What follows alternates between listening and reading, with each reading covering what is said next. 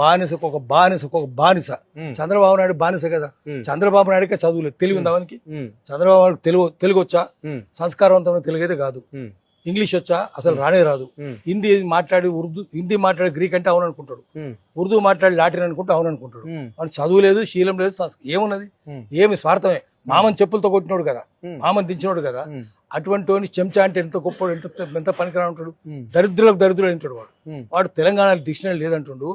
ఏ dictionary తెలంగాణనే ఉన్నది. తెలంగాణ కోటి రత్నాల మాగాణ అన్నాడు కదా. నా తెలంగాణ కోటి రత్నాల మాగాణం అన్నాడు. ఎప్పుడు చెప్పిండు? వీళ్ళ తాతలు పుట్టక ముందు చెప్పిండు. పక్కన నడిచిలేదు.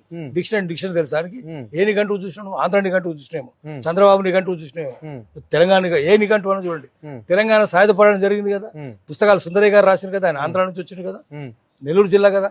తెలంగాణ సాయుధ పోరాటం అన్నాడా, తెలుగునాడు సాయుధ పోరాటం అన్నాడా, ఆంధ్ర సాయుధ పోరాటం అన్నాడా? చదువుకుంటే కదా, చదువే లేదు బక్కనికి, బక్కోడు కదా, చదువే లేదు. మన గురువుకే చదువు లేదు చంద్రబాబు నాయుడు. మరి వాడు చెప్పేది ఏం చెప్తారు? వేదం అది వాడు చెప్పేది. చదువు రాని బ్రోకర్ గాడు, అది నమ్మనే వద్దు. దీనివల్ల ఏమైతుందంటే తెలుగుదేశం పార్టీ తెలంగాణలో ఆగమైపోతున్నది.